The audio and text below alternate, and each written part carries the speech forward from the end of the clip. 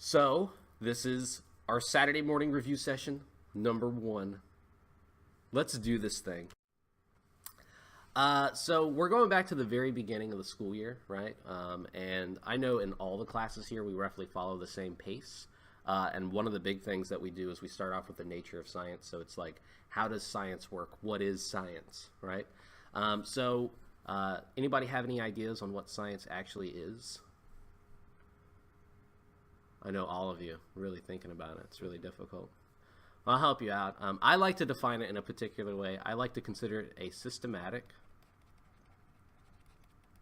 study of the world around us.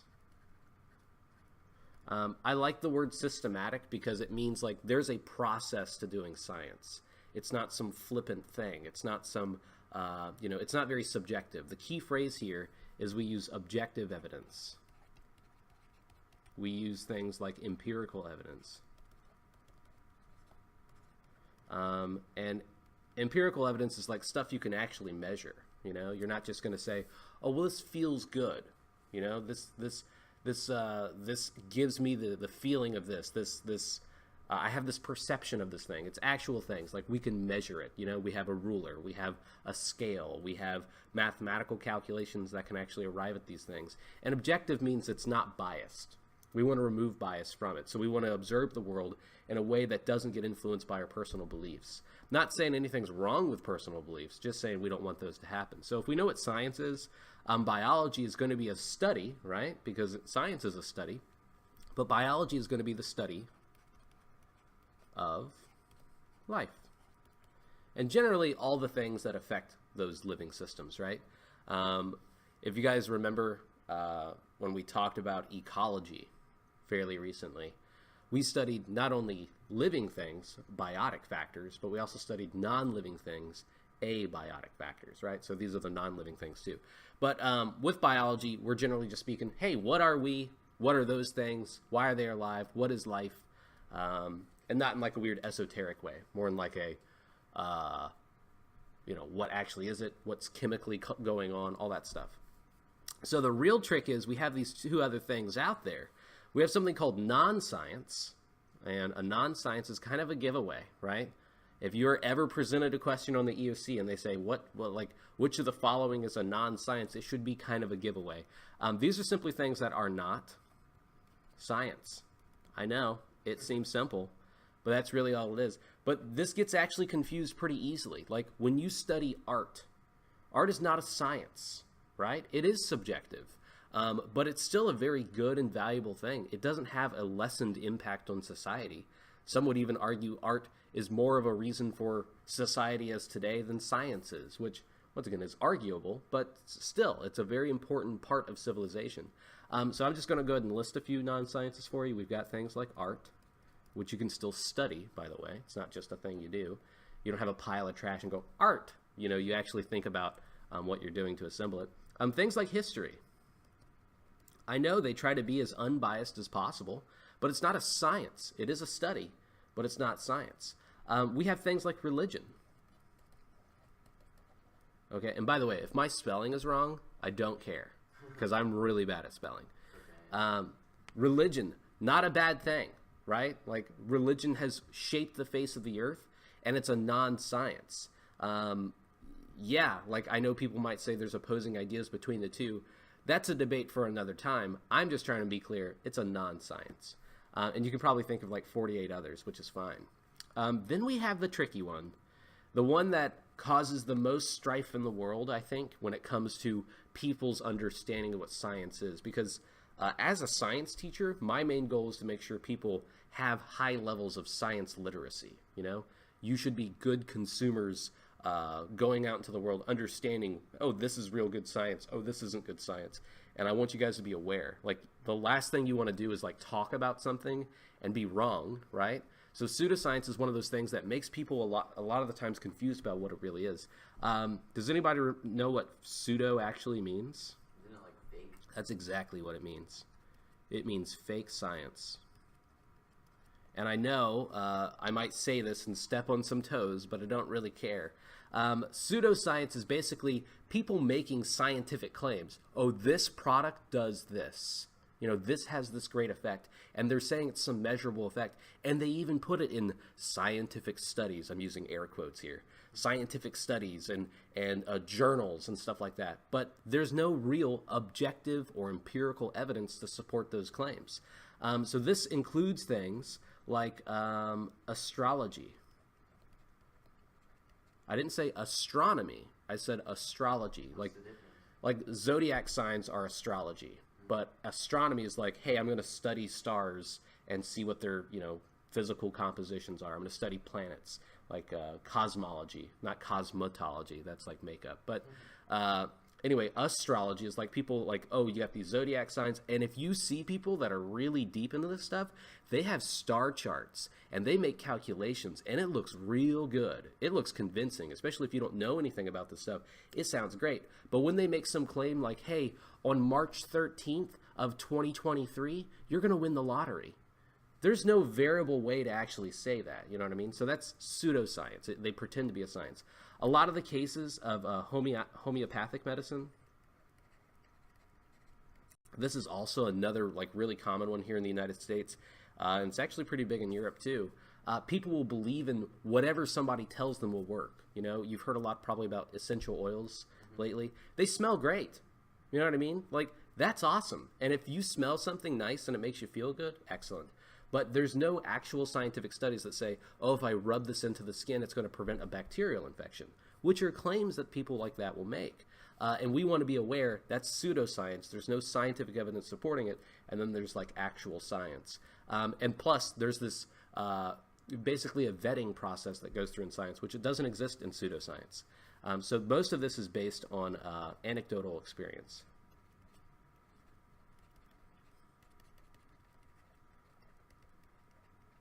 Okay. So those are like the four main terms of the nature of science and me kind of walking through there. But of course, there's like, well, if there's a method to doing science, what does that look like? And that's what we're going to talk about next. But do you guys have any questions on anything I just talked about? No? I know. Now you know it, and you'll never forget it, and it's the best thing ever. And you're all going to do an amazing job in the future. Even though one of you is not even taking this test, I'm going to still refer to you as a person that is. So, hopefully, all of these terms mean something to you, and they're not just randomly spread around here. So you might remember, there's this thing called the scientific method. This is the process or the idea behind how we vet information and learn things in science, right? So first off, we start with an observation, okay? An observation, usually we start off with a question, you know? And I can go ahead and write that here too. We start off with a question,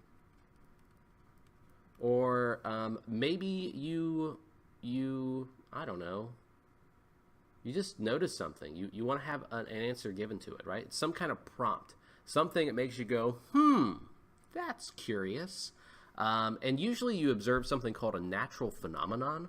So that just means like something that naturally occurs and you want to know why it happens. Now, I'm not saying at any point science knows everything. That's not what science does. Though some people will pretend that's true. The fact is science just tries to come up with the best collective guess as humanity can do. And then we try to say, here's our best explanation, even though that can always change. And that'll bring us to another thing here in a minute. So we start off with a question, and then that leads us to developing a hypothesis, a hypothesis. A hypothesis is going to basically be an educated guess is the term a lot of people will say, but it's really a prediction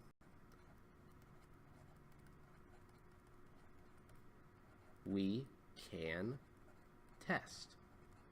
So let's say you're tasked with doing some kind of experiment here in class, right? You're supposed to do some kind of lab. Whenever you're told, like, hey, develop a hypothesis, you're supposed to look at the circumstances before you do anything, and you're supposed to make a choice.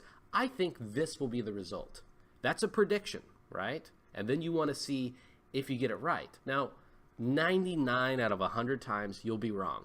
And that's fine. I mean, I know in, like, a science classroom, we kind of guide you pretty well, so you're like, oh, it could be this or it could be that.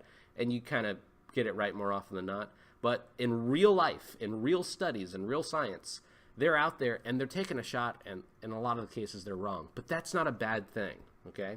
Anyway, so you develop a hypothesis. I also just want to like kind of cheat here and kind of branch off to the side. Between that process of, oh, I see something cool, I want to know more, and here's my guess on what causes that, something should happen, right? Like, you're not just like doing this out of thin air. You should be doing this one thing called research. And once again, we're kind of going back to the idea, and that's like a little cycle. You should be doing research kind of all the time. But if you've decided, hey, I work at a university and I want to find a cure for cancer, well, you're probably going to do some research on what have people done before you, what are people currently doing, and what have people been wanting to try for a while. And then you can determine, oh, that's where I should put my efforts. If you find out, like, you know, shaking salt on somebody is not going to cure cancer, well, then you've probably researched that and you're not going to try that. That'd be a waste of money, time, effort, all that stuff. So doing research is really important. And also it informs your hypothesis. It makes you say, this is really an educated guess, right? Just try not to use that phrase in terms of defining things, because it should be a prediction that you can actually test. The can test idea, the idea that you can actually test this thing, you're not going to say like, hey, I think the reason the Earth goes around the sun is because there's a string attached to it. I just can't find the string, so I'm going to search the Earth to find the string. That's not a thing you're really going to test. That's just like this weird claim, and it's not educated. But anyway, after you develop a hypothesis, you have to design an experiment. Now, this brings up a few things. Do any of you know what the components of science experiments are? We usually refer to them as variables. Dependent variable and independent variable. Dang. This guy showed up today. Dependent, independent. Once again, if I misspell things, make fun of me later. And there's two others, actually. They both start with the letter C. Anything jumping out? No. You'll probably remember this one. Control group? Mm-hmm. Yeah. And then the other one's kind of tricky. It's called a constant. Usually there's more than one constant, but we'll define these better on the next thing. But these are components. You have to have these as part of what we call experimental design. There are other ways to do science that don't involve like building a very elaborate experiment that have these things. Like, for example, Einstein, you know, he was pretty well known. Einstein was known for doing thought experiments, which actually included like not this component. He basically said, like, imagine this. What would happen? Because you can't test some of those ideas, and people use their knowledge of physical laws to basically make assumptions about what would happen, and then people were able to say, oh, that's cool. But anyway, once you design an experiment, you have to test an experiment. I know when a lot of teachers teach you this topic, they don't mention this. The reason why is because it's redundant. If you design an experiment, of course that's what you're going to do. But I'm telling you now, I don't know how many times I've had kids in my room that I've told, like, hey, design an experiment, and then you're going to do the experiment. Well, in a lot of cases, they'll design it, and they won't do it. Hey, Simon, if you could sign in for me right up there. Anyway, so you're going to actually end up testing that experiment, and that's super important. If you design something to test a particular hypothesis, and you do something off of it, well, then you're going to be in a bad position. You're not actually testing that hypothesis. So anyway, once you've tested the experiment and you've run it, you get data. Data or data, I don't care how you say it, but a data analysis is basically when we look at the results of the experiment and we process it, we think about it, and we try to figure out, oh, that maybe leads me to think of this. When it comes to data, there's a few different forms of data. Anybody remember what those are?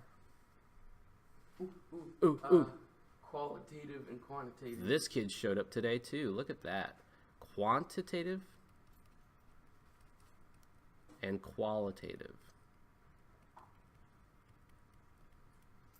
Quantitative involves data that's a number, right? Like we mentioned it earlier, we said something's got to be measurable. So something that can be a number. The temperature, right? The size, the weight or the mass, all of those things, those are quantitative forms of data. Like the key word there is quantity, right? So how much of something do we have? Qualitative is basically going to be a characteristic, a description, something we'd have to actually describe.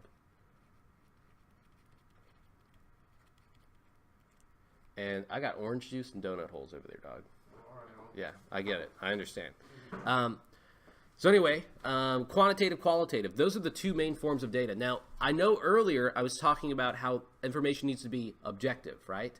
But when we start thinking about some other things that need to be described, they can still be very accurate. For example, like if we do a flame test, if we burn something and we see what colors it creates, there's no number to define the color, right? You don't look at blue and you go 1, 2, 8, 6, 4, right? You say, oh, that's blue. It was red and now it turned blue. Maybe there's a little purple in there. That's a descriptor, which is a characteristic. That's a qualitative data. Anyway, so data analysis will lead us to forming a conclusion. So you guys basically know there's two ways that we can go on a conclusion, right? It can go one way or the other. What's their conclusion always based on?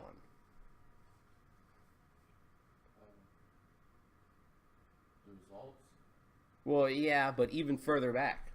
When we write a lab report in our conclusion, what do we always write? Ooh, the prediction.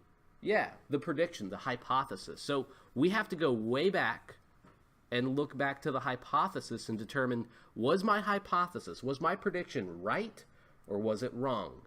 Okay, so if I'm making a conclusion and I say, okay, hypothesis, it's wrong, which by the way would be the most common. Let's just go ahead and say we wrong. Actually, the proper phrasing isn't it's wrong. We usually say in the most scientific terms, we say we reject it. Our hypothesis, no, we don't agree with it. So anyway, if it's wrong, we go back and we think of a new hypothesis and we test again.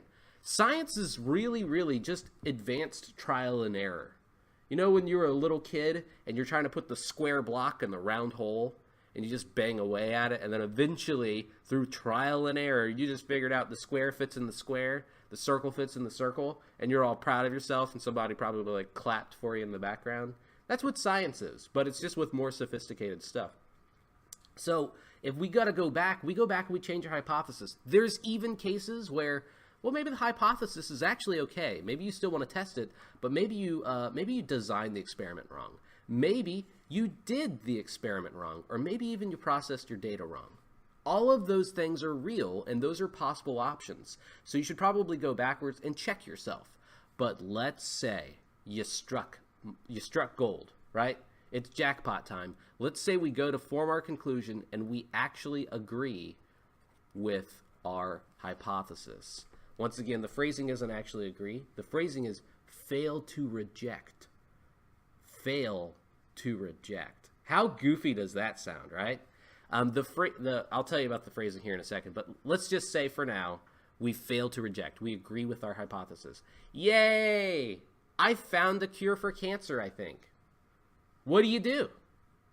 You don't sit there on it. You don't put it in your back pocket and go, yeah, I'm pretty smart, you know? And you don't just like start treating people, you know? You don't just start treating patients. You should probably check this stuff, right? So we go through this process called peer review, right? Peer review is when you basically find your peers, fellow scientists who study the same stuff as you. You go to them with your data and you say, hey, look at this for me. Does this look good? Do you see any mistakes? Can you do this yourself in your own lab? And if they can test that stuff or they check that stuff and they go, yeah, I can repeat that experiment. Yeah, your data looks good. Yeah, your conclusions really make sense here. Then you start the ball rolling on other people supporting it, and that's what science is. Science is widely supported. That systematic study is well supported by so many other people, and this is why I can say with great confidence, science is one of the greatest things human beings have ever thought of, because we try to rip ideas apart. That's the goal of science. You try to trash it. As soon as somebody makes a claim, an extraordinary claim, they better have extreme evidence. They better have a ton of evidence and actually support it. Because if not, they're not right. So we call this, where's my thing? There we go.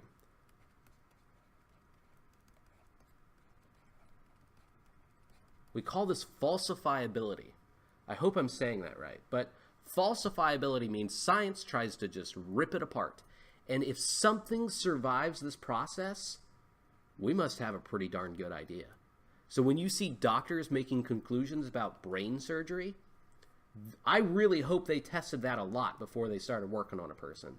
And we think that's the best idea we have now. But this also means science can change. Because as we get more information and we learn more stuff, we might try something and go, wait a second, this is better. Maybe this better understands exactly what's happening in this world. Maybe this process works differently than what we originally thought. That falsifiability is really, really key to science. But anyway, do you guys have any questions on the scientific method? No? I'm going to take a little sip of orange juice here. It was delicious. Thank you. All right. So I told you earlier we're going to talk about these factors again because these are the scientific variables. These are the things that are components of experimental design. The first one is going to be an independent variable. Does anybody remember what an independent variable is? I know this is probably tricky, but give it a shot. It's the variable that changes and it affects the dependent variable. Okay, yeah. It definitely is the thing that affects the dependent variable, right? And you said it's the thing that changes. It's the thing that we change, right? It's the factor we change in the experiment. So we'll go ahead and write that down. We change this factor. I should also go ahead and point out that we usually consider this like the thing we're actually testing. This is what we're looking to see if it has an effect. There's only one of these in a good experimental design. I mean, yeah, there are exceptions, but typically in a simple experimental design, this is the thing we want to see if it has an influence on it, okay? Then we have a dependent variable. What's a dependent?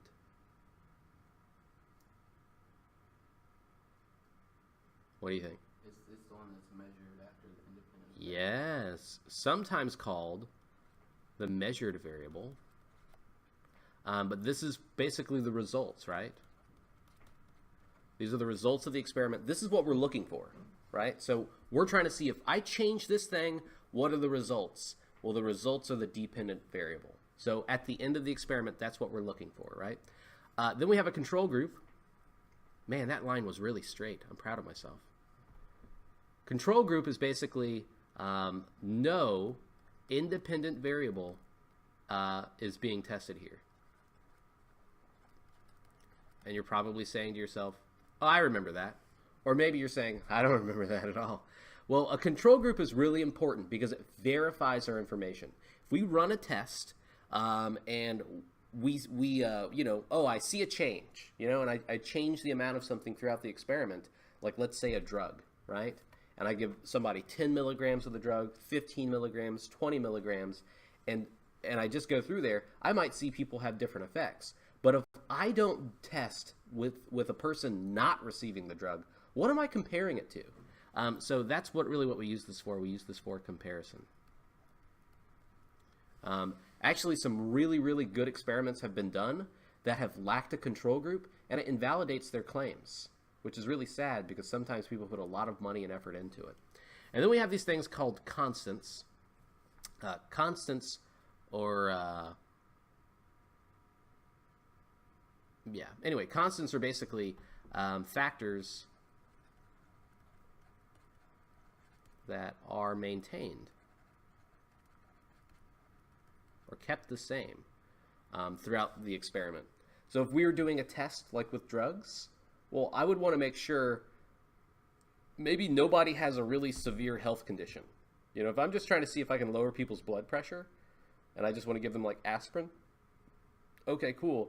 I don't want to have a person with abnormally high blood pressure or abnormally low blood pressure, right? That could be a health risk. I want to keep everybody kind of grouped together. I want to make sure, you know, I'm testing it consistently. people were giving the same kind of drug. I don't say, oh, this is a blood thinner and this is a blood thinner and this is just how much I got. I make sure they all get the same amount of the samples whenever they need it. So if they're getting different amounts, they get exactly that amount when they're given it. Stuff like that. So let's go ahead and look at an example here, right? So in our example, and I've done this, I think, at the beginning of the year when I first taught this stuff. So we'll call it a callback, right?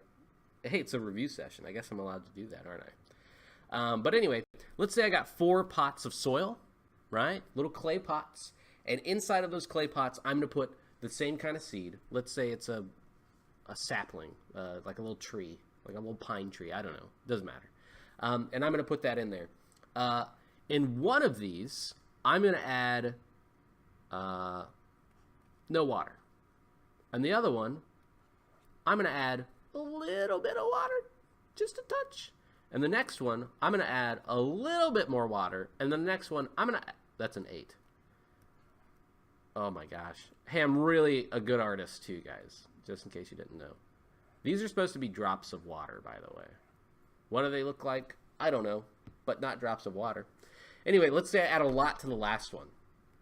What do you predict is going to happen in pot number 1 right here? It'll probably die. It might grow at first, might sprout something up, but eventually this is not going to go well for the plant, right? What's going to happen in pot 2?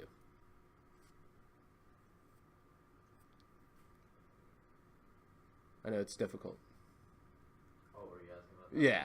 What's going to happen in pot number 2? Probably going to grow a little bit. It might grow a little bit. Maybe not a ton, but a little bit. Pot 3. Grow a little more. And pot 4. Grow a lot more. Yeah. So, needless to say, yeah, that's the prediction to be able to see there.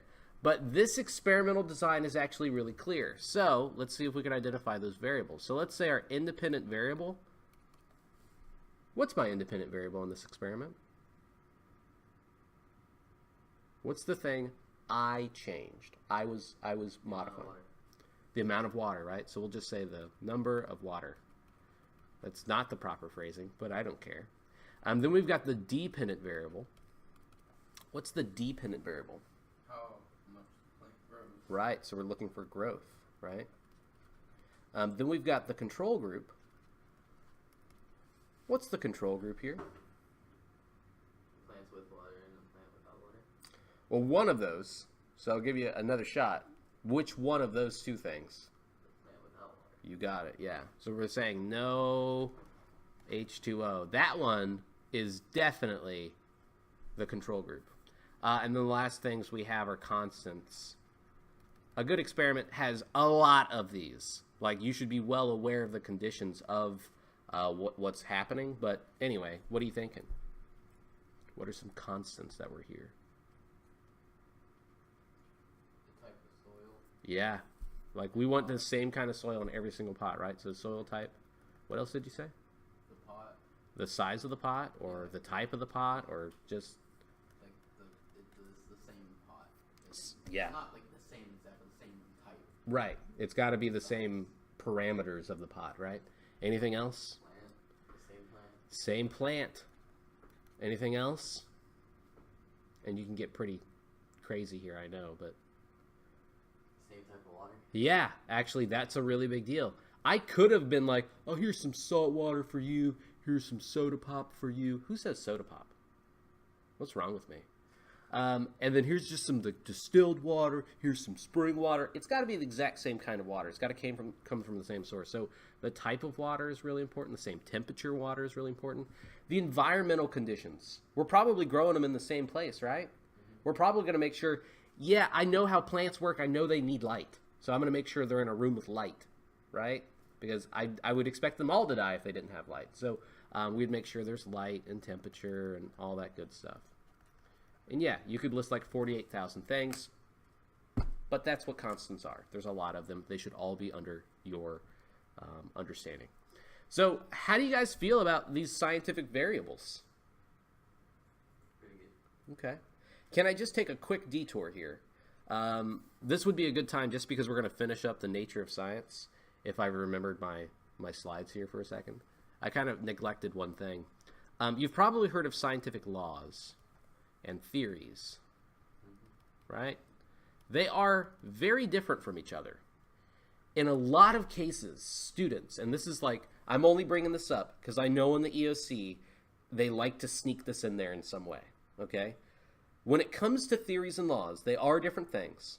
A lot of kids think, oh, well, like, you know, theories, they grow up, they graduate, and they become laws. Scientific theories become scientific laws over time, and that's not true.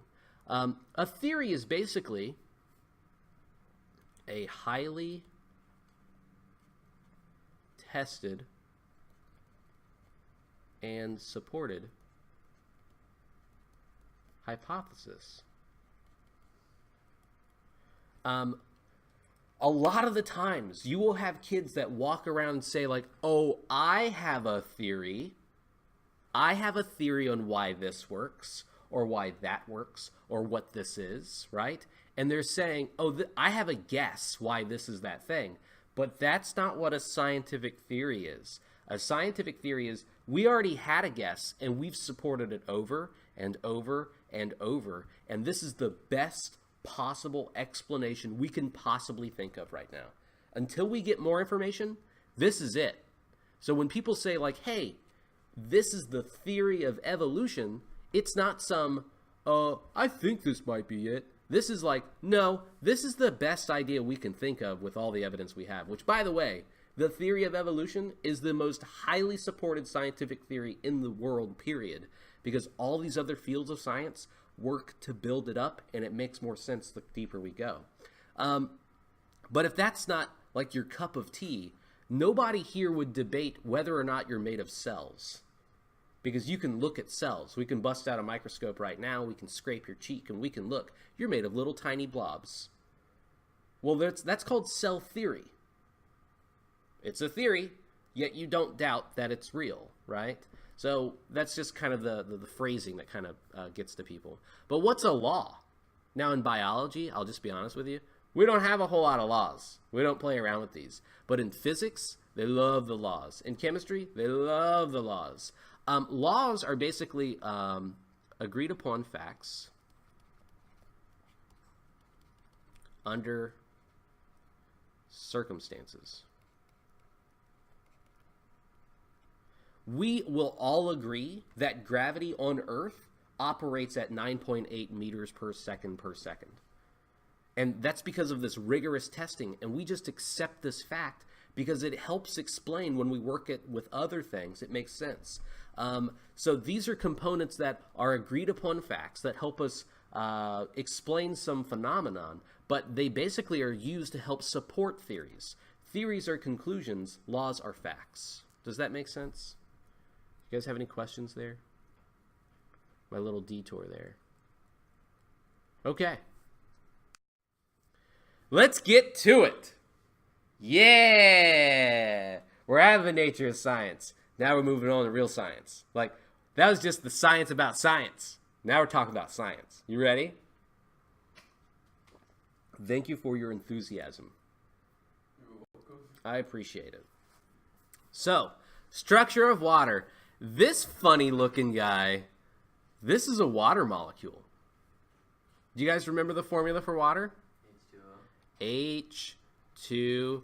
H2O. That was an easy one, right? I've already written it today. So, H2O. Just remember, whenever you see a scientific, really a chemical formula or an equation, you'll see letters and numbers, right? Remember, the letters represent what element is there, and the number represents how many of each of those elements are there. So water is comprised of an oxygen atom and 2 hydrogen atoms, okay? Now, we kind of briefly talked about the structure of atoms. I'm just going to review this super fast for you. Let's take hydrogen, for example. Hydrogen has 1 proton in the middle of its structure, in the middle of its atom, and it has this little ring that runs around it and one little thing on the outside called an electron, okay? Do you guys remember protons, neutrons, electrons? So protons are positive, electrons are negative, and if you ever see a neutron on the inside, they have 0 charge. They're neutral, right? Oxygen, if my memory serves me correct, is number 8 on the periodic table, which tells me that it has 8 protons in its nucleus. It also has 8 electrons on its electron orbit, on its orbital on the outside, and it should ideally have 8 neutrons in the middle. Hydrogen only has 1 proton and 1 electron, no neutrons, interestingly enough. But anyway, these things bond together, okay? So this forms a link. Atoms stick together. If they didn't, we'd just be this giant floating pile of atoms. Actually, we wouldn't be anything. We'd just be dust. Not even dust would be formed. We'd be nothing. It'd be a gas. That'd be kind of boring. Anyway, so we have a few different forms that things link together. In this case here, you can see hydrogen is attaching to oxygen. We call this a bond, and it has a special kind of name for this bond. Does anybody remember what it is? It's the strongest bond in the world. It's called a covalent bond. Yeah, we're doing chemistry, by the way. Sorry. A covalent bond is going to be the thing that is a sharing of electrons. So you're probably like, what? Huh? So let's see. Looking at the structure of water, it's a really good example. So let's say I've got 1, 2, 3, 4, 5, 6, 7, 8. I said oxygen has 8 protons. It also has 8 electrons, but that doesn't matter at this moment. And then we've got 8 electrons. So 1, 2, 3, 4, 5, 6. Oh, crap. I made a terrible mistake. There's 2 rings here. It goes 1, 2, 3, 4, 5, 6, 7. Oh no, erase. Yay! It worked. Oh, it worked, guys. Precision erasing. Anyway, so there's 8 here. These are what we call orbital levels, right? And if you work from the inside out, for biology, for all of our main purposes here, there are 3 rings that can form.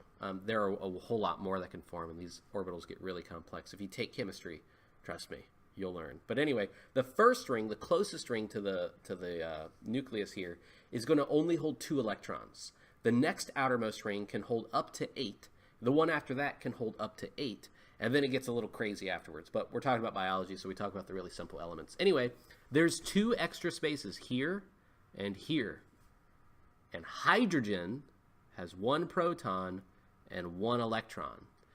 Every atom in the world wants its outermost shell filled with as many electrons as it can get. It wants to be that perfect number. Either get rid of as many as it can so its lowest orbital level will be filled, or have just a few more join in there. So since hydrogen, in this case, and oxygen, this one has 1, it will share that temporarily with oxygen. And if there's another hydrogen floating around, which, by the way, is really common because hydrogen is the most common substance in the universe, it'll find another one and share that. Since they're sharing, it's a covalent bond, a very strong bond, and keeps things together. Now, cool. Anyway, so the structure of water is those 2 hydrogens sticking to that oxygen in a covalent bond. Yeah, there's a special bend to it. Yeah, the angle really matters. But for our purposes, for your EOC, that doesn't matter, so we won't cover that. But any questions there so far? No? Okay. So when we start talking about water, we know it does form some other interesting things. Water is usually found next to more water molecules, which, by the way, we call this a molecule because it's a combination of atoms. It's actually a compound, but whatever. Who cares? It's a molecule. So if we have another water molecule here, let's say we've got an oxygen here and a hydrogen and a hydrogen, they will want to bond to each other, but that's got a special name. What's that called when water molecules stick to other water molecules? Adhesion? You're getting close. Cohesion. Well, you're still close, but not quite what I'm looking for. It's a special kind of bond. No? Hydrogen? There we go. It's a hydrogen bond. Yeah. Hydrogen bonds form between hydrogens of one molecule and a negative atom of another molecule. Typically it's oxygen, sometimes it's nitrogen, maybe something else, but in our case all we care about is that oxygen. So hydrogen being attracted to it is happening because of something called polarity. Polarity. So if we look at a water molecule and we cut it in half this way, ooh, wait a second. I'm a talented person. By talented, I mean, I just remembered I have technology to do this. I can change my colors. So anyway, if we look here, hydrogen actually has an overall positive charge, and oxygen overall has a negative charge. The reason for this is because remember how we said hydrogen shares electrons with oxygen? Look how much bigger oxygen is. Since it's so big, it needs the electrons more often. So that means hydrogen, poor little hydrogen, is left with its proton here, kind of sitting out in the air, which means a proton's positive, therefore hydrogens will be positive. And overall, oxygen will have more negative parts than it will have positive parts, so overall that'll be a little bit more negative. So since there's a little bend to it, one side is negative, one side is positive, which creates that attraction between these molecules. Which then brings us to the properties of water. So you both said some wonderful words, didn't you? You said cohesion. You said adhesion. Because you guys knew about these properties of water, right? Which, by the way, I just want to point out, hydrogen bonds, they cause those properties of water. Water's really freaky. It's weird. It doesn't act like anything else on Earth. It just does stuff odd. Namely, that it kind of sticks to itself, but it also sticks to a lot of other things, and it does a lot of goofy stuff when its temperature changes. There's nothing else like it, which is kind of amazing because that weird thing is mostly like 70% of our body. So we're all pretty weird. So that makes me feel pretty good. Anyway, so cohesion. What is cohesion? Water sticks to itself. Yeah. H2O sticks to H2O. That means these water molecules stick to other water molecules. This is why, like, when you're driving down the road and it starts raining, yeah, it doesn't fall as some mist. It hits you as drops, right? And they go, and they hit your windscreen or your windshield. And then those drops, like, they spread out, but they still stay a drop on the windshield, right? Because they like each other so much, they stick to each other. Then there's adhesion, which means water's doing something, but what's water doing? Sticking to other objects. That's it. They'll stick to other things. As long as they can form, those water molecules can form a hydrogen bond with that stuff, because it's positive or negative, they work that way. So here's the crazy thing. Water is very adhesive because it's polar. Polar pop. It's polar, right?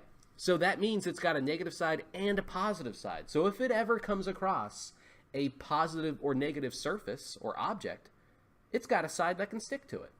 Hey, so it sticks to all kinds of things.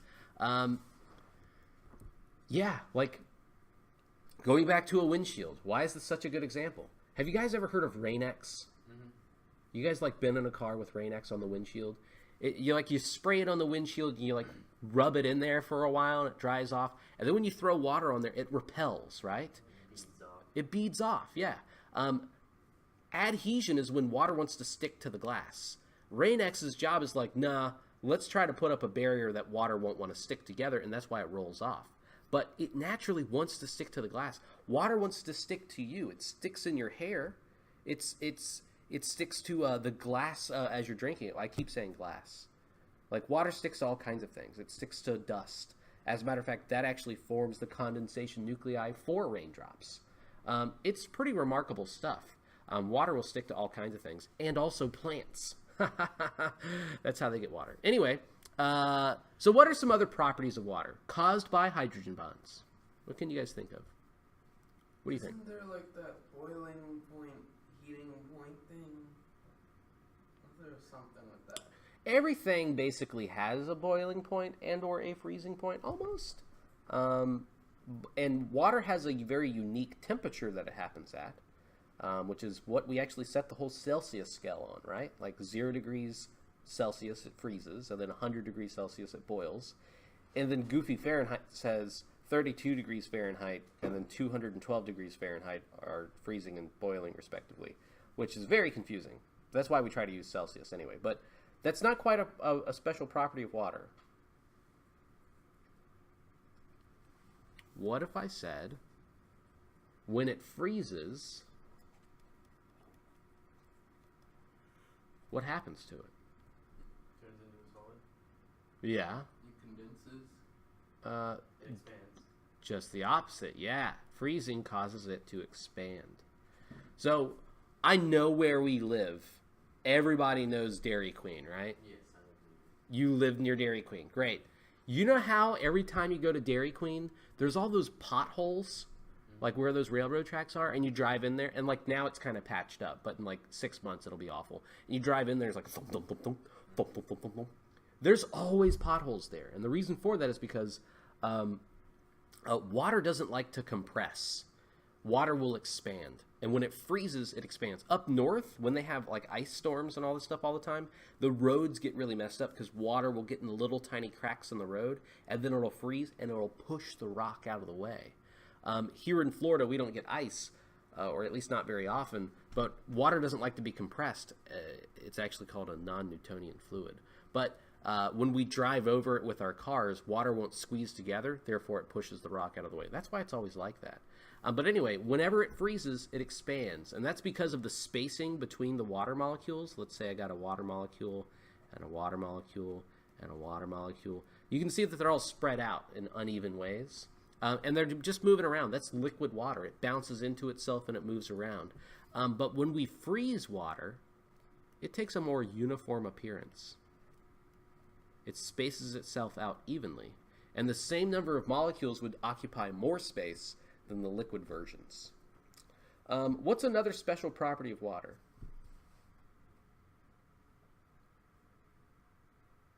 Evaporation. Like when water evaporates. You're onto something. He was kind of talking about boiling point, evaporation. You guys are hitting on something. When it turns into a gas. Oh, close.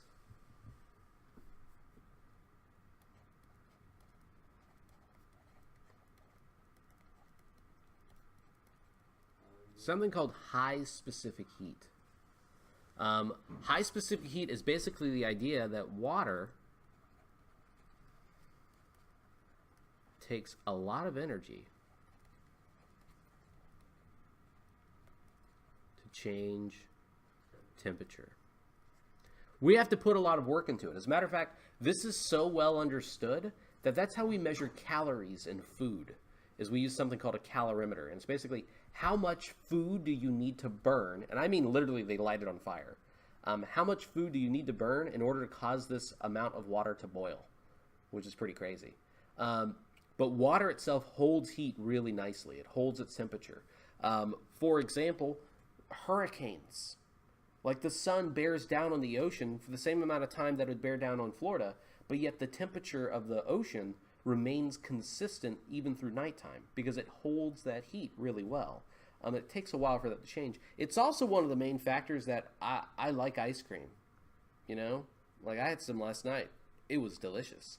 The reason I like it is because I can ingest it and suddenly my cells don't turn into ice, even though I'm just putting like frozen stuff on my tongue. When I reach inside of my freezer, my hand doesn't turn to ice. Because if water didn't resist change to temperature, that's what would happen. Every time I put my arm in the oven, I would turn to steam. That'd be really bad.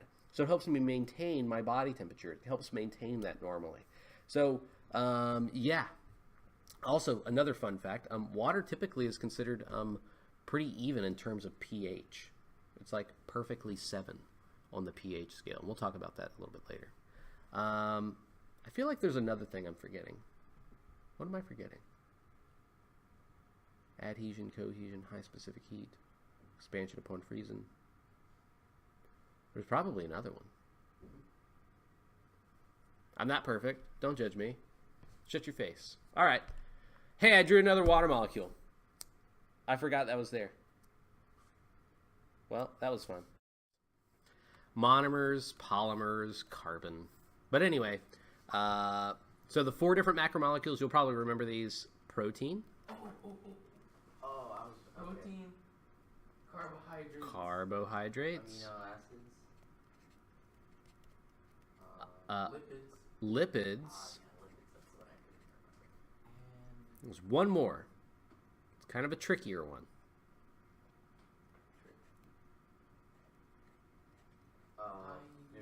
nucleic acid. Yeah, nucleic acids. So we're going to talk about these 4 different macromolecules and try to keep in mind all 4 of these are polymers. Okay? They're complex molecules. They have carbon as a main source. And once again, we said carbon has those 4 bonds it can make. There's carbon in every single one of these because it links together and makes something more complex. That's why these individual things, these one-piece things, can form these more complex polymers. So carbon is a huge component of all of this stuff. And we're going to go into detail about each one of these 4 different macromolecules. Okay? So everybody feeling okay? Everybody remembers these terms? I know it's a review, but if you need more detail on something, just let me know. No? All right. So the first one we're going to talk about are carbohydrates. I like talking about carbohydrates because, well, they're like super tasty. Like, we just ate some donut holes and some muffins and some orange juice. Like, all of that. Yeah, I just advertised, by the way. I didn't advertise to the class. Yeah, I'll feed you guys if you show up on these sessions, but whatever. So carbohydrates, they're more collectively known as, they're called a few things, but saccharides or disaccharides. And I'm probably terribly misspelling this, by the way. I believe it's 2 C's. There's even polysaccharides. But the point is, you know them as sugar. That's actually what a saccharide is. It's a sugar. So sugars are known for a lot of different things, right? But I think most of us are probably familiar with the simple forms of sugar. A simple sugar, sometimes called a monosaccharide, because mono means one. Isn't sugar also called glucose? Those are particular names, yeah. So a simple sugar would be something like, you said glucose, right? Well, glucose is a great example. Glucose, and by the way, if it ends in the letters OSE, that's your like scientific code for sugar. Okay, so if you ever heard of anything, maltose, lactose, glucose, sucrose, all of those are sugars because it ends in OSE. But anyway, glucose is a really good example. Glucose, if I remember correctly, is a 6-carbon sugar. So it looks like this. Now, just to point out to you, we call this a ring structure. So carbon is forming in this ring shape. And every one of these corners here, we'd pretty much just assume there's a carbon there. And then there's hydrogens that branch off of it, and oxygens that branch off of it. But glucose is one of the most simple sugars we can have out there. There are more simple ones, but it's one of the most simple ones that are out there. A lot of the times, like organisms that have more complex sugars, they'll break it down to this component. Then we have more complex sugars, a disaccharide, like I mentioned earlier. Actually, that's a really good example of a disaccharide. This is sucrose. I'm not expecting you to memorize the structures of these things, by the way. You don't have to like look at a picture and be like, yeah, that's sucrose. I can tell because I see where the oxygens are actually located. I don't need you to do that. What I need you to realize is that these sugars are typically used for a few things. So their main function is going to be energy.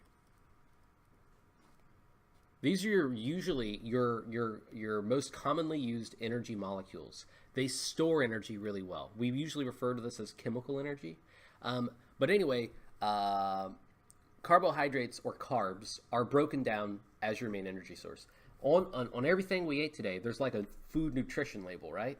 And it says sugars and it says calories. A lot of the calories we eat are derived from basically carbohydrates. The other large portion are basically going to be from lipids. But anyway, so their main function is energy. I would say that's purpose number 1. Okay? They do have another purpose, though, and that would be structure. Now, you and I, we don't like define a lot of our bodies by looking at the carbs that make us up, but plants do. Like, have you ever heard of something called cellulose? Mm-hmm. Cellulose is the cell wall of a lot of plants, right? Not fungi, but plants. Barks on trees are made of a component of like cellulose, right? This is a tough, rigid sugar that you don't digest very well. You know how on the food nutrition labels they say fiber? Mm-hmm. Typically that's cellulose because you don't digest it. So it passes through you and helps you go poo-poo. So cellulose is like a structure that we'd see in there. We have some carbohydrates that are acting as structures, but they're mostly like identifiers on our cells. But anyway, like that's one of their main purposes there. But I would also just point out they will be our main energy molecule. I know we're not going to get into it today, but do you remember cell respiration? Yeah. Cell respiration breaks down sugars to make energy. Oh, okay. So that's why we're breaking down carbohydrates. Also, what's the monomer that makes these things up?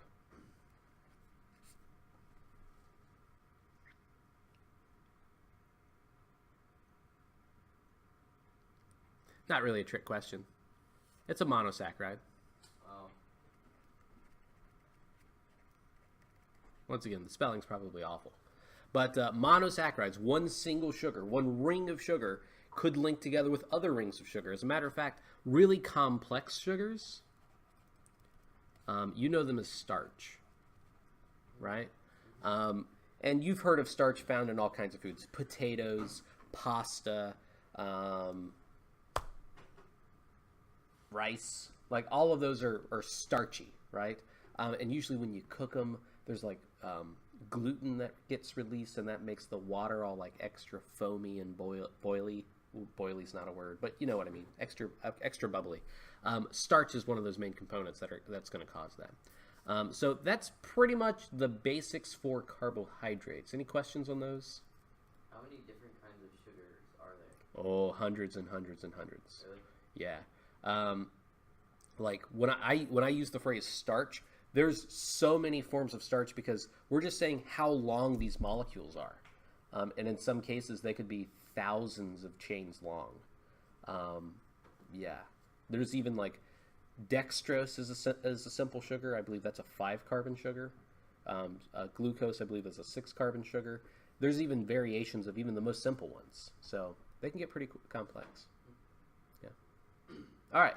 Any other questions? Good one, by the way. All right, so let's talk about protein. This thing looks all crazy. I get it. But protein's like super duper important. Oh my gosh. Like I told all my kids to get tattoos. And those tattoos should say what?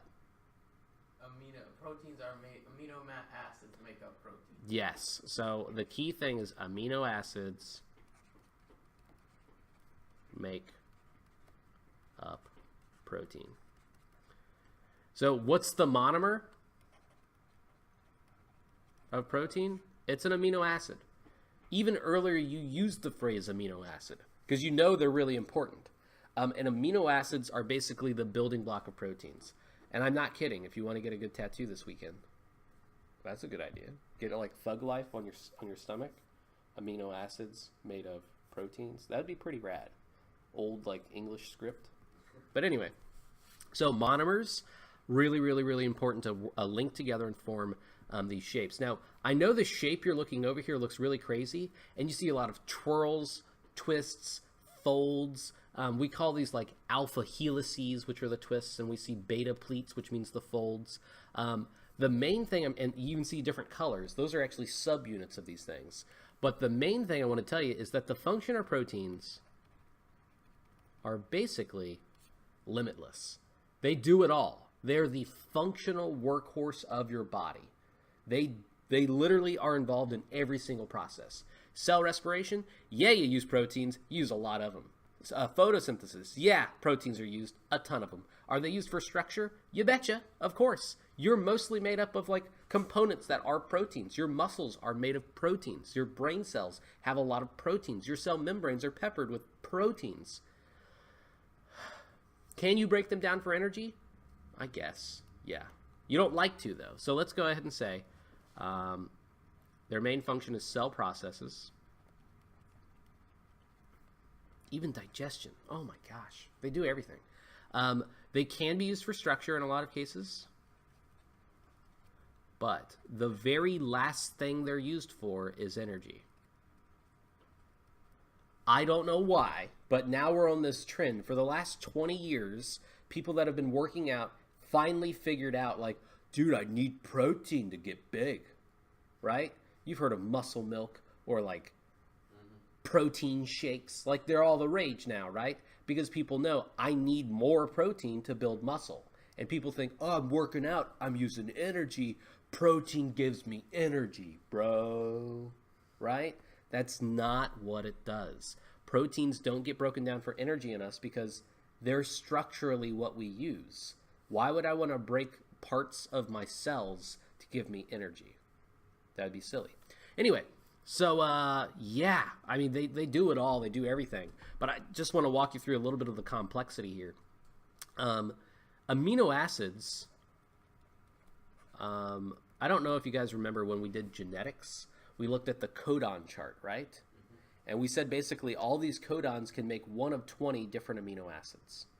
That's the amino acids that we use in our DNA. Actually, universally, all living things use these amino acids. And basically your DNA says, hey, this is how you make that protein. So your body can make that part, right? And then you can function the way you do.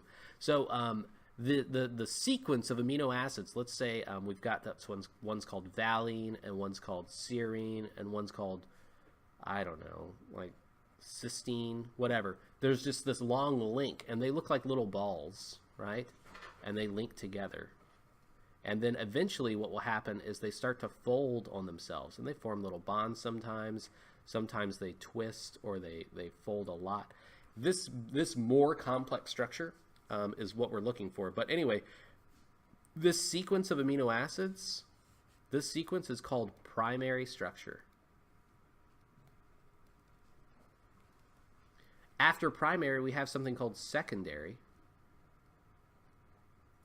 which means the folds, the twists, and all that stuff. Then we have tertiary. Does this sound familiar? I know you used these phrases earlier when you're doing ecology, because we were talking about trophic levels. This is different, but at least the words are the same. But anyway, tertiary, and then we follow that with quaternary.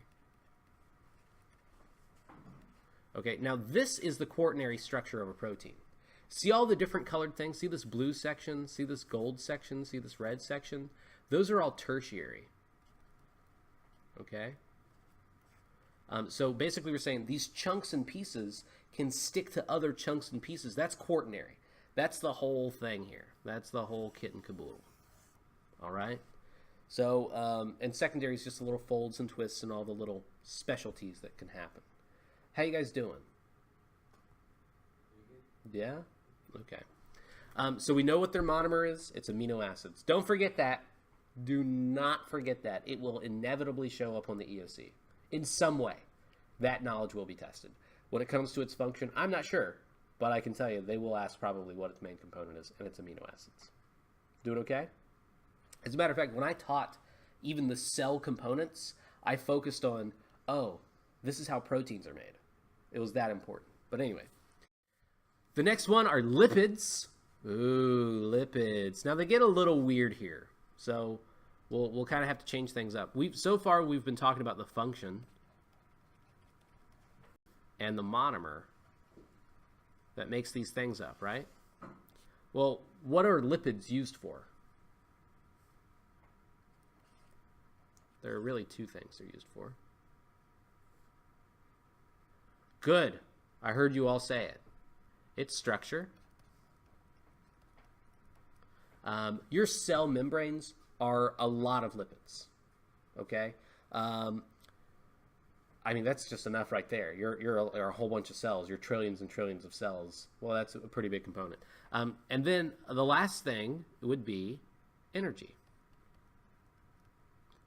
As a matter of fact, they're usually used for energy storage.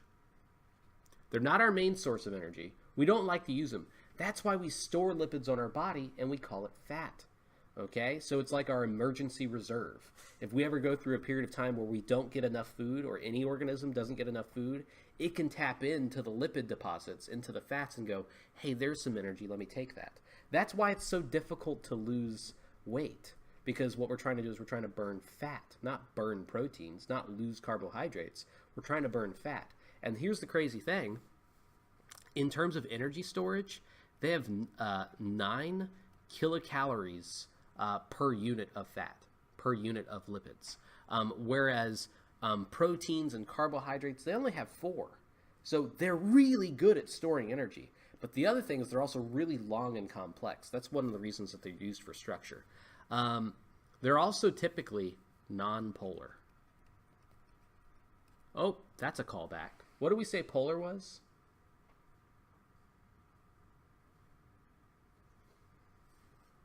When I'm thinking poles, you say polar, I don't know, I thought of like the North and South Pole, right? Well, if you remember talking about water, we said it has a positive and negative charge on different sides. This is the opposite. We're saying overall it has 1 charge. It doesn't have the 2 opposites.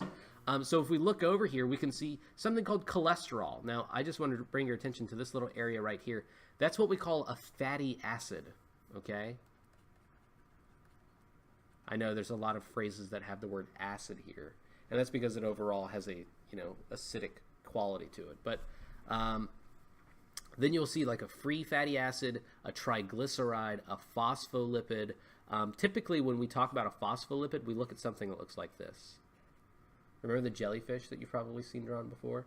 That's what a phospholipid is, and this is actually the head up here. The phosphate head, and those are the 2 tails. A triglyceride doesn't have the head. It's actually been replaced with a 3rd tail.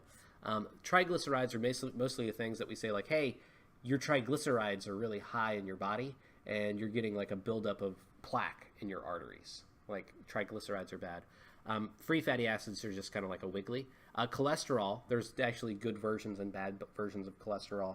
But anyway, the reason I point all the structure out to you is because you can notice the wiggles that are found everywhere. Now, the truth is there's no one monomer that makes up a lipid. But if there was, it would be a fatty acid. And that's got a little star next to it because it's only if they actually had a true monomer, which they don't. But that's the basic concept. How you doing? How you doing? You doing good? Yeah? Okay. Last one are nucleic acids. These should sound really familiar to you because we said these build together, your genetic information, your DNA and your RNA. And we basically said their monomers have this funny name, and it's called a nucleotide. And all these things like cytosine, guanine, adenine, uracil, and in this case thymine, those are the 5 only nucleotides in existence. That's not true. There are actually other ones, but they've been like synthetically created. But those are the nucleotides. What's their function? What's the function of nucleic acids? It's genetic information. DNA, RNA. That is literally our blueprint. It literally stores all the information that tells your body, this is how you make these proteins. This is how you're going to make these lipids. This is how you're going to use this carbohydrate. That's everything it does. It literally is the instructions for our body. Yeah, I think we'll go into more detail on this, and we do whenever we talk about like genetics and stuff like that. But I'll just go ahead and remind you, DNA itself, it's a double helix shape. That's why it's got the 2 sides over here. And we can see that we form these bonds, these linkages here, and that's between these basic things. Remember the rules for DNA are GCAT, GCAT. That means G and C always go together, and A and T always go together. RNA only has 1 strand, and we use a different set of letters. We use, instead of GCAT, we use G, C, A, and U, because uracil's there instead of thymine. G and C go together, A and U go together. So G-cat, the most gangster kitty cat you've ever met, and G-cow, the most gangster cow you've ever met. They have rap wars. But they have a peace treaty in like Kansas. They meet in the middle, East Coast, West Coast, and they have a nice barbecue. It's a good time. Anyway, any questions there? I know I'm trying to skimp on details here, but that's mostly because, once again, you kind of cover this stuff when you talk about genetics. If you come to another review session and we cover genetics, we'll get more into this and what's actually happening there. But you guys are doing good, right? No questions? Okay. So let's talk about enzymes real quick. Enzymes are what kind of biomolecule? Are they carbohydrates? Are they lipids? Are they proteins? Are they nucleic acids? What are they? Carbohydrates. Close. Protein. Yep. We said proteins are like the functional unit of the body. They are the molecule that does the work. Enzymes do work, okay? They do all kinds of stuff. And I mentioned briefly that that proteins are used in digestion. Well, enzymes are the things that lead to digestion. Have you ever eaten a bunch of beans? You don't have to admit this, but if, let's say hypothetically, you eat a bunch of beans and you get really gassy, right? That's like normal, because that means your body doesn't make enough of these enzymes for you to digest these beans. So we have issues sometimes where we don't have enough enzymes. That's why there's this drug called Beano, and you can drip it on your food, and it adds in enzymes so that you don't get gassy after eating these beans. Is that a real thing? That's a 100% real thing. That's so weird. Isn't it? The other thing is like people who are lactose intolerant, you know, like people that can't digest dairy or milk in any way. That is basically their body like, I don't make that enzyme. I can't break that down. So let me just give you a rule of thumb here. They are proteins, and they all have cool names. So I mentioned lactose to you, right? Isn't that a sugar? It is, because you remember OSE means sugar. So the thing that breaks that down is called lactase. I know my A's and O's look very similar. If it ends in the letters of ASE, it's probably the enzyme that breaks down that sugar. Little fun fact. So if you say, I'm lactose intolerant, you're also just saying, I don't have lactase. So is there a way that we can give somebody that enzyme? Yeah, and they could probably digest it. Or you could just buy non-dairy foods, which is a lot easier. Anyway, so lactose, lactase, that's the relationship there between those words. So these are proteins, and their job is they are biological. That's a C. Catalysts. And you're like, what? I know biological, I get that, but what's a catalyst? These are basically factors that speed up chemical reactions. And they do this by doing something called lower activation energy. Okay? So look over to the graph that's up here on the board, right? The graph basically points out we have a blue line and a red line. Okay? The red line is just a normal reaction. There's no enzyme involved at all. There's no protein that's helping this digest. So you can see that we have a certain amount of energy here, right? It doesn't even matter what the number is. It just doesn't matter. And on the bottom, we're going to have time. Okay, so over time, the reaction will occur. So we're going to see, over this period of time, we're going to see an increase in the amount of energy so we can break this molecule apart or form it together. So in this case, we're using carbon dioxide and water, and we're going to combine that into some chemical I don't remember the name for. But anyway, we're going to form a new thing, right? So to make this, we got to add this much energy, and then once that happens, we reach this critical point where it's able to finally blend together, right? It's supposed to like form the Zord in Mighty Morphin Power Rangers, right? The components come together. And then finally we get to release that energy, and you'll notice we end much lower than where we started. So energy was lost, it was released. And we got our new thing. So this shows us the energy released, and this is the energy required, this space right here. We call this activation energy. Okay, so how much energy you need to start this process. If you have a car and you have a battery in your car, you put in the key, you turn the engine over, or I guess nowadays you hit the button. Like some cars now have buttons, and that blows my mind. Anyway, you start the car, whatever motion that is. You're basically getting a spark from the battery to basically turn the starter, spark up the spark plug so that the fuel can mix into the engine and have a small combustion so you can start the engine, right? You got to have a little energy at the beginning. You're using that up. That amount of energy at the top there is your activation energy, your start, okay? Now, if we use an enzyme, look how much less energy we have to use.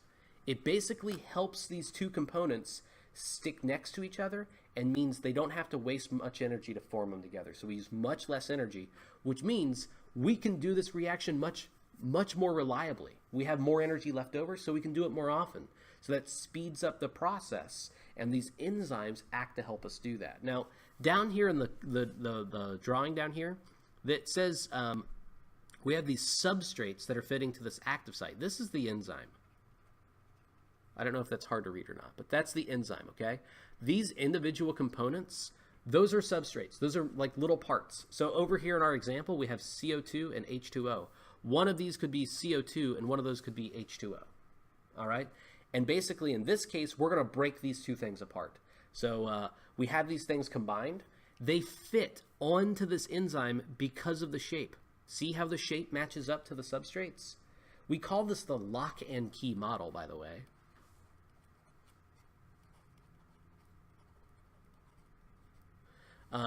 So it fits onto that surface, it's perfectly designed for it, and then the chemical reaction can take place, all of this business, and then once that happens, they break apart, and now they move off and we have our products. That's the lock and key model. That's the one of the methods, one of the ideas that we use to describe how enzymes work.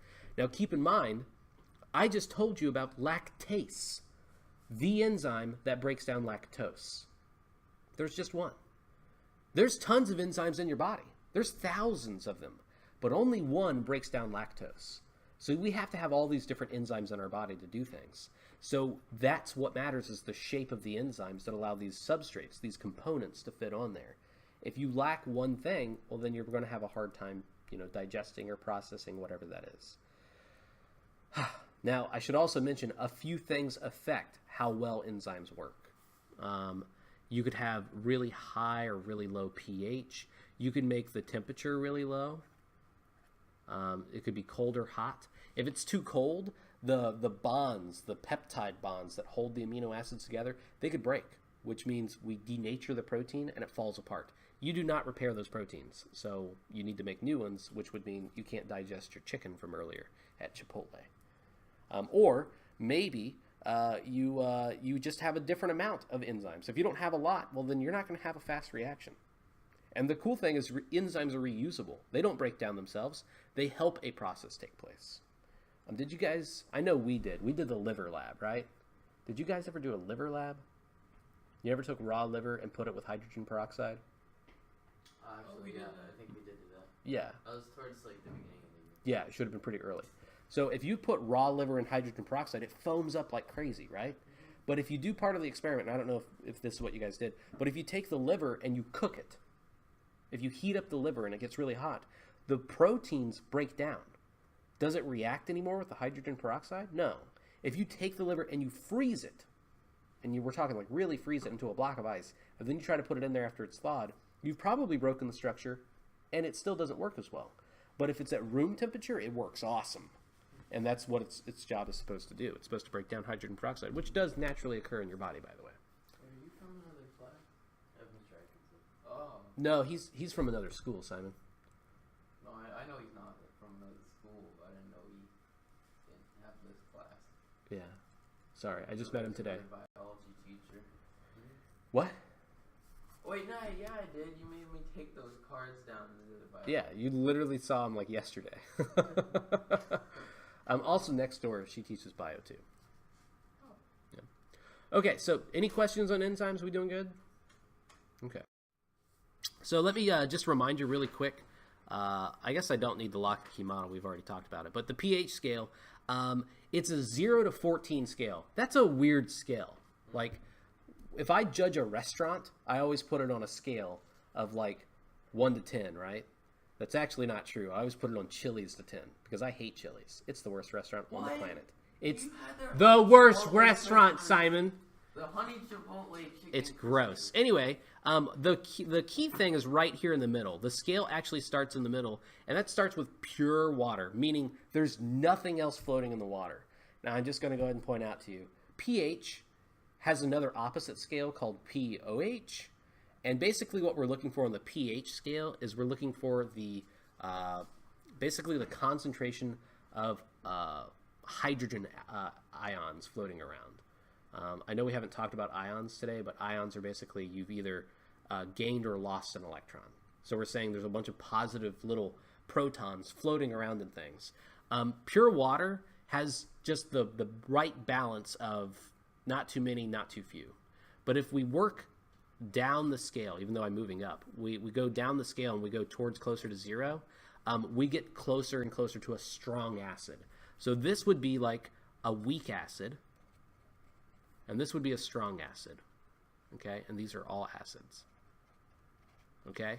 Good examples, urine and saliva, okay? Those are slightly acidic. Your saliva is slightly acidic because, you know, you get goofy stuff in your mouth sometimes, and acids can help break down their cell walls like bacteria and maybe kill them off. Urine is the same way. I don't want a urinary tract infection, so my urine should be slightly acidic to make it more sterile, right? You got soft drinking water, black coffee. We're talking like soda gets up on the scale of 3. Tomato juice. You ever get heartburn after eating like pasta or something like that? Like tomato pasta, that's why. Lemon juice, gastric acid. This is hydrochloric acid, which is like in your stomach. Yeah, there we go. Now we're getting there. And then battery acid. Hey, don't play with batteries. I've done it. Don't do that. Like, don't throw batteries in a fire, because if they explode, the battery acid can get on your skin and can literally eat away your skin in a very short period of time. I was repairing my car, and I put a new battery in it, and I took out the old battery, and I guess something happened with the battery, and like part of it was leaking, and some of that stuff got on my hand, and it really hurt. Well, I'm glad you're still with us. Then we've got seawater. This is the opposite side of the scale. Once again, from the middle outwards, we consider this weak, and we consider this strong. But if it's not an acid, we call it a base, or more basic. Technically, you could even phrase it as alkaline. Have you ever heard that phrase? So if something's more alkaline, we're saying it's more basic. Anyway, seawater is slightly basic because it's got salt in it. Baking soda, you've played around with baking soda and vinegar before, right? Acids and bases, they go crazy when they meet together. We've got like milk of magnesia. You know Pepto-Bismol? Yeah. You know how it soothes your stomach? Yeah. So if your stomach's like, ugh, it's really acidic. So we take some like milk of magnesia or like Pepto-Bismol, and that goes in there and it kind of soothes it. It lessens that effect. Yeah, it's actually white, but it's a lot of magnesium. Pepto-Bismol is basically the same thing. It's just dyed pink. It's actually harder to find milk of magnesia in Europe because there's like some goofy regulations about it. Ammonia, that's like a cleaning solution. Soapy water, that's why we use a really strong base, because when you're washing your hands, you want to kill the bacteria or viruses on there. Bases break down cell walls. We've got bleach, oven cleaner, and of course a liquid drain cleaner. Hey, don't drink that. That's really bad. What, oven cleaner and bleach? Yeah, don't drink those things, obviously, right? And that's because it's super basic and it's very, very bad for you. Anyway. Mr. Olson, I'm about to go. Like, I'm gonna wait for the end of the pH part, but like, Well, we're my done grandma with. said he'd be here at like 10:45. Okay, well, just sign out and I'll just keep doing my thing. All right. So, thanks for coming, by the way. So, You're welcome. Thank you. cell theory. Let's go ahead and get some of those things down, and we'll see how much we can get done. So, a cell is basically the smallest unit of life. Yeah, that's the phrase, right? The smallest living things in existence are cells. Period. So we have two different versions of these things. We have eukaryotes and prokaryotes. I know those words sound all crazy, but eukaryote technically means good kernel. It means it has like a good center, a good nucleus, which is actually what the main defining characteristic is. It has a nucleus. And then we have prokaryotes, which means they have no nucleus. So we've got eukaryotes with a nucleus, prokaryotes, no nucleus. See you, Mr. Olson. See ya. Can you think of any other differences between prokaryotes and eukaryotes?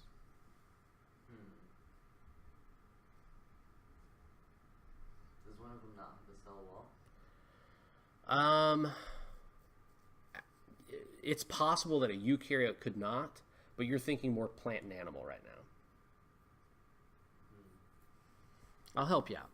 Eukaryotes have membrane-bound. Oh gosh. Organelles. Yeah, you guys know what I mean by an organelle? Like it's like a little tiny organ inside of a cell. That's what they are. They have a membrane around them. Okay, unlike a prokaryote where they do not have these things. So without any membranes like holding them together, they're really simple components. Overall, eukaryotes are more complex in their structure, and prokaryotes are very simple. Yeah, like honestly, I keep making fun of prokaryotes because they're so stupid they don't even know I'm making fun of them. Like, we are made of eukaryotic cells. You carry eukaryotic cells around because that's what you're made of, right? Prokaryotes, you actually do carry them around, but they're bacteria. You know, they live in your gut.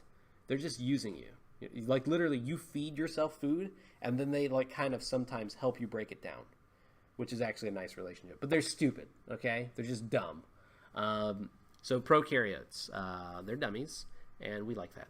So this leads me to the idea of the postulates of cell theory. There are 3 components, or 3 postulates to cell theory. Once again, cell theory doesn't mean it's a weak idea. A theory is like the most complex concepts that humans have ever thought of. It's really important. But there's 3 main concepts. Anybody remember those? I'll give you a start. Maybe we'll come up with some. The cell is the basic unit of life. 2 more. I think I wrote this down yesterday. You might have. I know you guys started reviewing already. Isn't it like cells are like produced by like cell division or something like that? Cells come from Cell division? other living cells. And you just phrased it as cell division, but if a cell's dead, how could it divide? So it's got to come from a living cell. Now, there's a lot of different forms of cell division, but the basic postulate is basically cells come from other living cells. This was actually revolutionary at the time because when cells were first discovered by a dude named Robert Hooke, that name sound familiar? He looked at like early cork cells, which were just like empty boxes. But he's like, hey, they're little rooms. I live in a cell. I'll call those cells, because this little room was called a cell. Or like monks lived in cells. Anyway, he basically was like, cool. These are called cells. And people were like, cool, microscopes. Those are things now. That's new technology. And people started looking around. There's this dude named Anton von Leeuwenhoek, who was like a Dutch guy or German, I don't know. But anyway, he saw living cells. Like, did you guys ever get to look at pond water under a microscope? There's a lot of creepy crawlies in there. It's gross. You know what I mean? Think about yourself when you were a kid and you accidentally drank some pond water or drank some lake water. Like they're all in you now. That's pretty gnarly. But anyway, he called them animalcules, animal molecules. But anyway, he looked at all kinds of things and saw them crawling around like doing stuff. People used to think something called spontaneous generation was how things came to be. Just boop, they formed. I'm not kidding. This is a real recipe from the 1700s or the 1600s. A real recipe, quote unquote, for making mice. Are you ready? Get 1 large jar, add in wheat, add in old clothes, and within a few days, you will make mice. Really? They thought it was like a recipe. And the truth is, old dirty clothes probably smell okay to a mouse or a rat because, oh, hey, there's a container, it hides me, I can stay warm, and you put wheat in here, that's food. They just crawl in there and you find them in there. They can't crawl out now. That's the recipe. Oh my gosh. People used to think people would get sick from bad smelling air, which was called miasma, right? Oh my gosh, no, that's not what it is. Even though, yeah, I know some diseases spread through the air. They think bad smells caused you to get sick. So they had like, you know, those crazy masks with like the goggles and the long pointy nose. That is super creepy. But they'd wear these like complex like cloth like outfits, and in that nose they would stuff herbs so they could smell things. And they're like, oh, if I smell like this smell, I won't get sick. They didn't realize they were stopping people from coughing on them because they were wearing this complex garb. But that's the idea. Anyway, so cells come from other living cells. Revolutionary. That was crazy. And the last one seems a little similar to the first one, but it's not the cell is the basic unit of life. It's just that all living things Are made up of cells. Yep.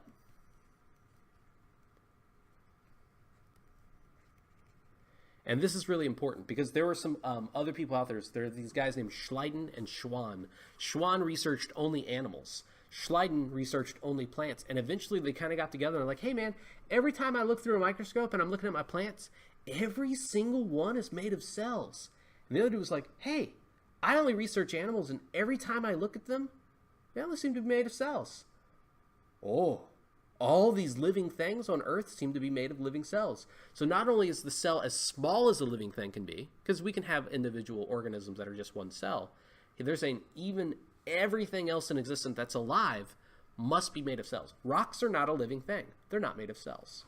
Trees are made of cells. They're really big, but the cells are there. Giraffes are made of cells. You get the idea. Fungus is made of cells.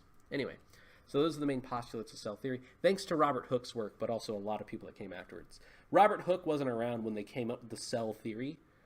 Lots of people worked on that, and even today we still test it. We still find stuff about cells that we didn't know before.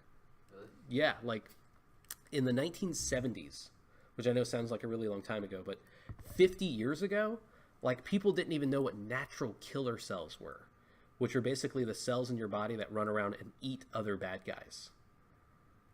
Aren't those your white blood cells? Part of your white blood cells, like 20% of them are natural killer cells. 20%. And for 100 years before then, nobody even knew they existed. You know what I mean? That's pretty crazy. And we find stuff all the time. And yeah, it's crazy. It's science. Okay. So with 5 minutes left, I'm going to burn through as many cell organelles as I possibly can. Are you ready? Of course you are. Nucleus, center of cell. What's contained in the nucleus? Good job. DNA. Yeah, it's your genetic information. That's only in eukaryotes. Remember, eukaryotes have a nucleus. Prokaryotes do not. By the way, almost all of these things, only eukaryotes have them. Because once again, prokaryotes are dumb. Nucleolus. It's the center of the nucleus. This is actually where most of the DNA is contained. This is actually where ribosomes are made. And I told, like I was mentioning earlier, when I taught the cell parts like this, I taught it in terms of how are proteins made? What's the story of proteins? So it really starts with the nucleolus within the nucleus. A ribosome, what is that? Well, they make proteins, which means they link together amino acids. The rough ER and the smooth ER. ER stands for endoplasmic reticulum.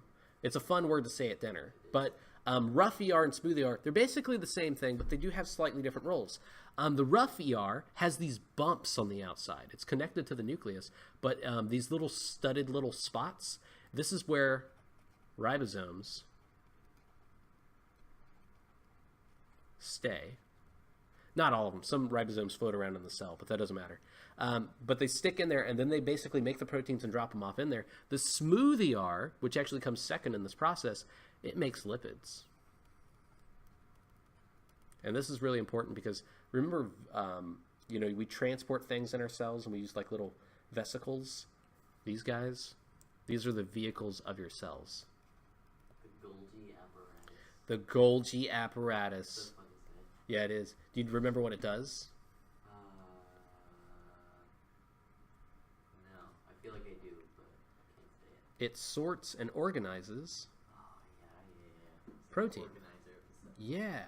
I like to think of it, when you see Golgi apparatus, think FedEx. Honestly, because, if you're going to deliver a package anywhere, let's say you're going to mail it from Mount Dora to New York, if you get a package, You're going to give it to them. You're going to give it to FedEx, and then they're going to take it to a warehouse because they can sort everything out and go, oh, well, everything in this area in Central Florida, this stuff needs to fly to upstate New York. This stuff needs to go to New York City. And they'll put it in an area, and then they'll deliver it to the plane, and they'll transport it. That's what the vesicles are, the transport trucks, the vehicles, vehicle, vesicle, vehicle, vesicle, vehicle, vesicle. The apparatus just sorts it out. Yeah, that's it. It's FedEx, right? Cell membrane, it's the outer layer of a cell. It also is the thing that like makes the decisions. Hey, like what comes in, what goes out. That's really what it does. I've written cell membrane twice, so we'll just forget that one. A cell wall is it's the outmost layer. But I should also point out this is only found in some cells. Like you and I, animals, we don't have cell walls, but plants do, and also fungi do, and prokaryotes do. But we don't because we're too wiggly. We want to move around. Plants, they don't do that. Lysosomes, these basically hold and use enzymes to break down things. Vacuoles, this is like the if the lysosome is kind of like the recycling center because they break things down and maybe reuse those parts, the vacuole is like the waste center. I know the mitochondria. Yeah, you do. Everybody should. Powerhouse of the cell. Everybody says that, yes. This is where cell respiration takes place. And it is indeed the powerhouse of the cell because it generates the chemical energy to power everything else inside of the body. The chloroplast. That's in plants. It is, yeah. If they're green, they have chloroplast, right? And this absorbs sun.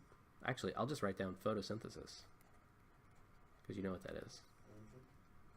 I remember in like 5th grade, I thought I was like the best speller in the world because I knew how to spell photosynthesis. Wow. Hey, you probably did better than me, so yeah, you probably are the best speller in the world. Cytoplasm. Cytoplasm is going to be the jelly-like interior. What's a cytoskeleton? I've never heard of that. Oh, really? It's a protein network inside of your cytoplasm. It's actually surrounding all the organelles. Have you ever wondered, like, I know I got like tons and tons of cells in my hand, but when I take my hand and I smack it, how come they didn't all explode? So they had to absorb that somehow, right? Now I know your cells don't have a real bone structure, not like a true skeleton, but you know there's like this protein network that kind of looks like a spongy tissue and allows it to get compressed and bounce back into shape. So it gives it like the ability to absorb things. Not to mention remember the vesicles, you know how they transport things? There's little motor proteins that attach those vesicles to this network like a little highway, and they help walk things. It's really cool. They literally walk. It looks like cartoon feet, like borking, borking, borking, borking, borking, and they actually carry things wherever they got to go. So it's a protein network that is used for support, but also transportation. Okay, so